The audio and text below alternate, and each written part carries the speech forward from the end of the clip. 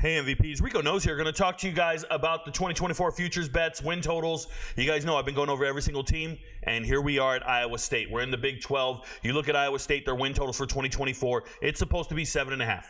Are they going to get 7 wins? Are they going to get 8 wins? What do you see them doing? Let's talk about Iowa State. So last year, before the season, I'm going to talk about it before the season, their starting quarterback, his name was Hunter Dekkers. He and a handful of players were suspended for the season.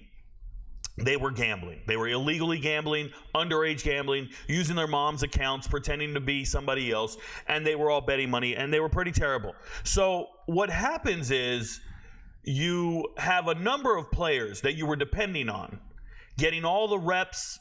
Some were getting reps, not Hunter Dekkers, but some were getting reps in the spring, all summer long, and then with about 2 months' notice, 1 month's notice, all these other players had to become starters.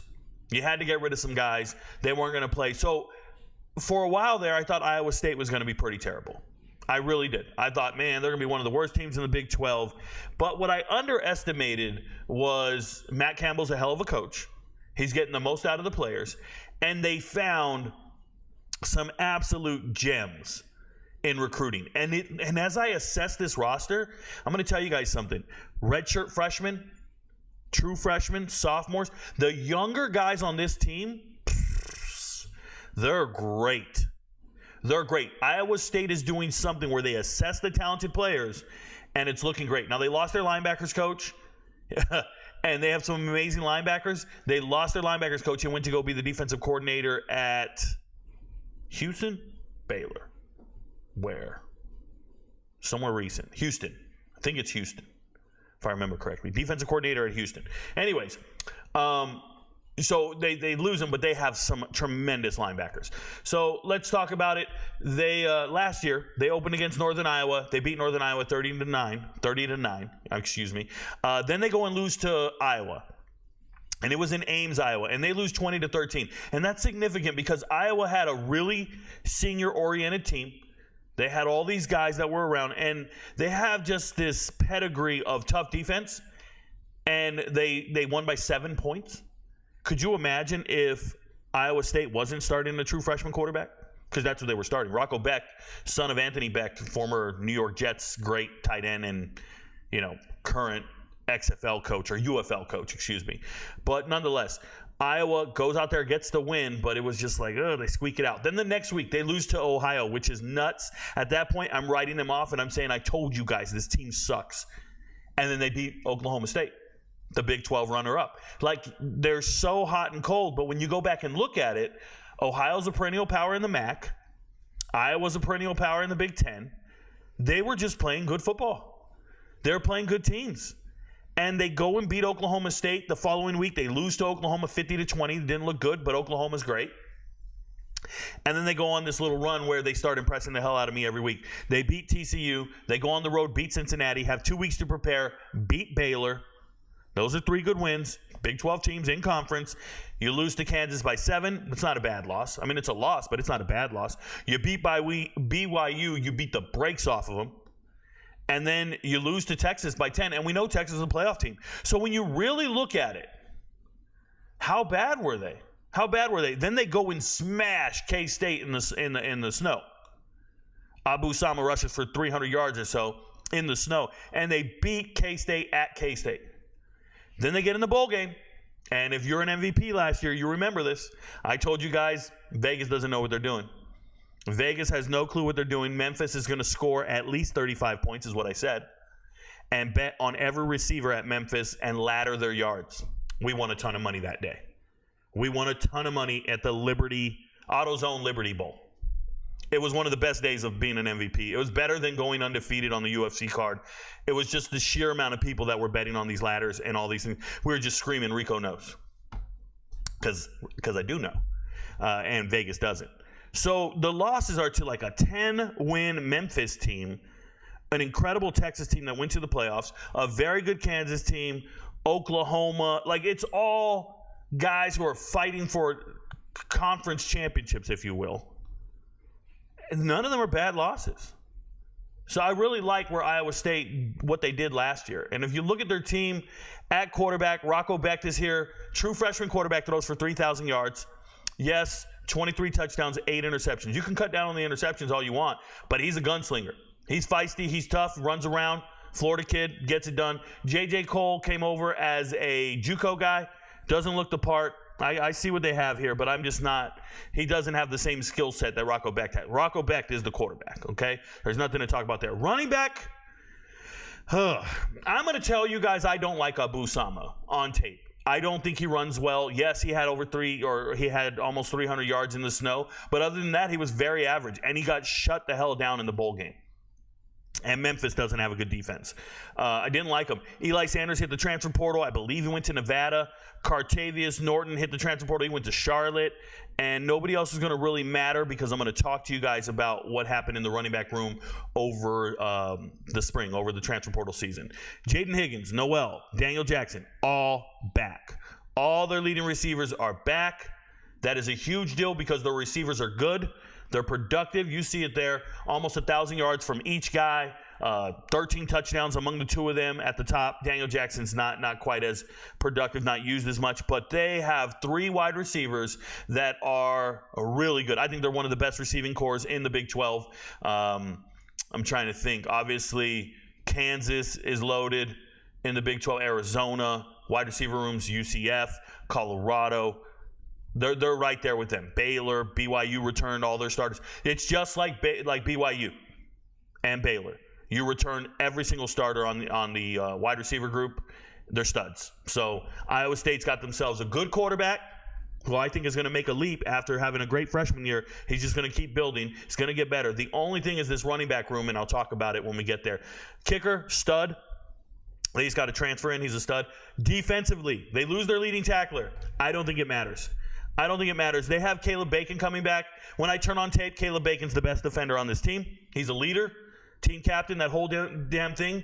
One of their defensive backs, Miles Purchase, he's back in tackles. Is Verdon back? I think Verdon's back. Yeah, Verdon's back. You got Verdon back. Vaughn is not. McLaughlin's back. Jeremiah Cooper, one of my favorite. I did a whole video on him. One of my favorite guys. 5 interceptions, gets to the ball, 10 pass breakups. Him and Purchase, 14 I like guys who do have pass breakups. I like guys who can find the ball. These defenders are great. TJ Tampa obviously got drafted. Jack Sadowski. People need to know about Jack. Jack is the first true freshman to start for Iowa State since like 2007. Okay? I've never seen a true freshman start there in at least 20 years. Okay? Almost 20 years. Jack Sadowski started every single game at middle linebacker, and he's coming back as a true sophomore. I love that kid's tape. They got studs, and they got depth. They got all their leading tacklers back. They got all their people back. They're going to be better than they were last year. So let's look at the wide receiver room. Like I said, it's here. They're missing, and shout out to our lads. They're missing a wide receiver in here. It's your boy Eli. I'm going to show you over here.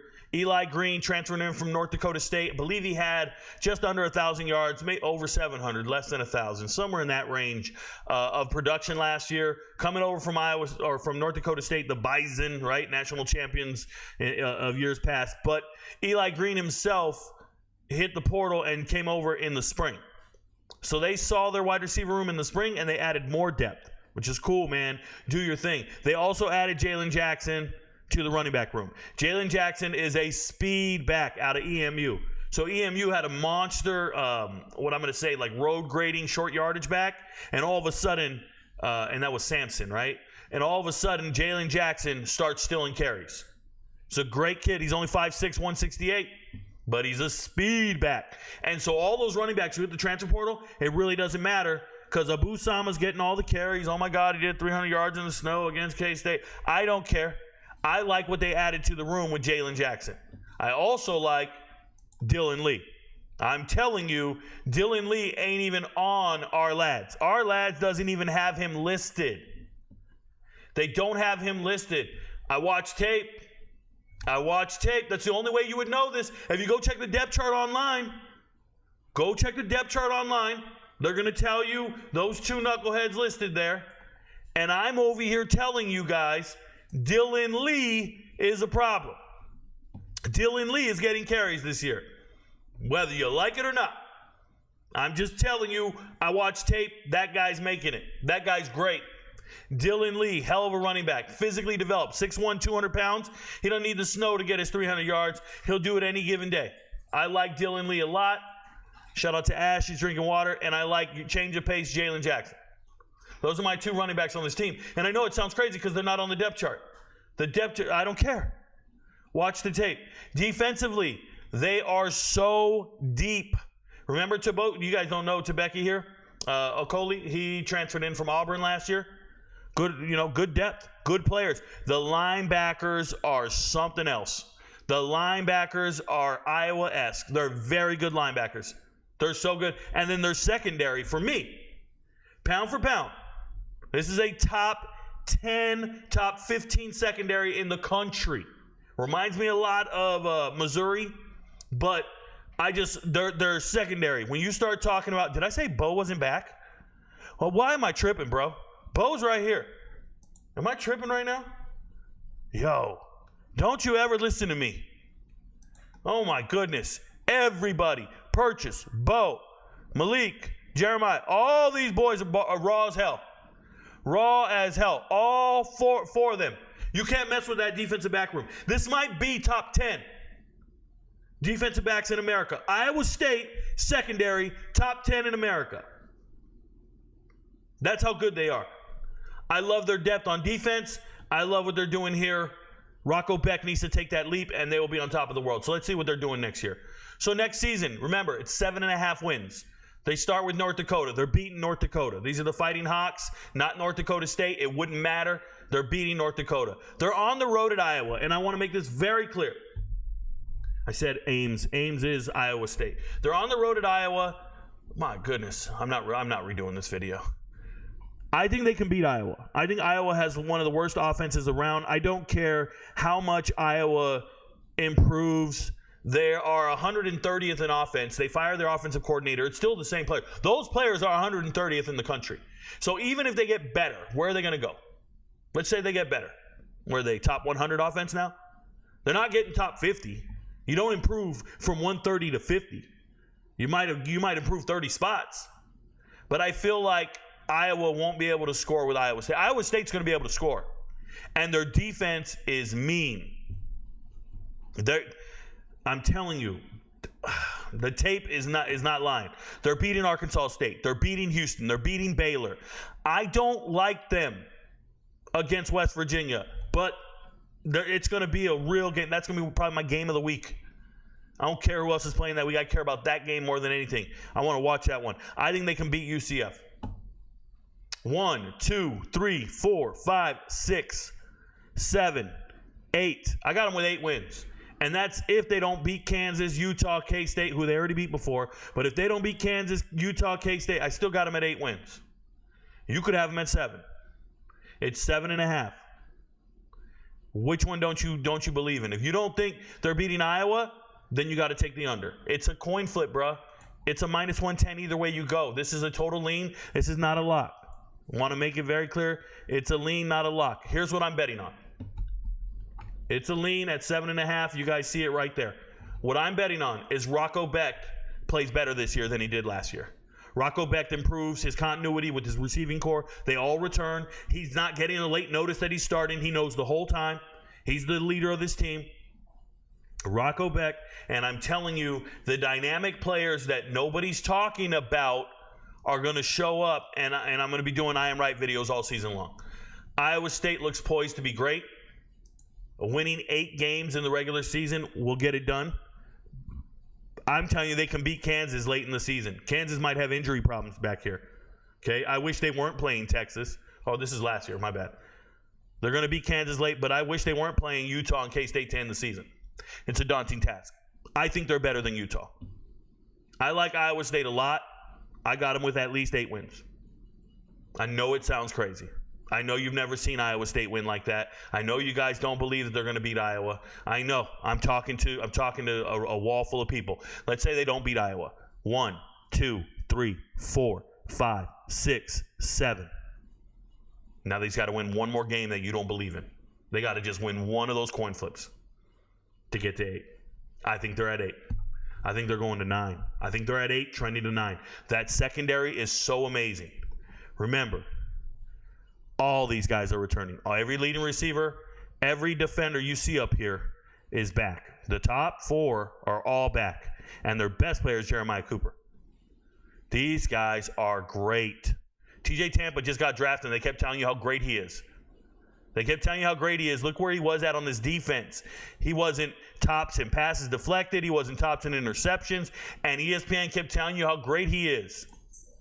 He wasn't even filling up the stat sheet because there's other players better on this team. And they were telling me TJ Tampa's the best player in the draft for 2 rounds.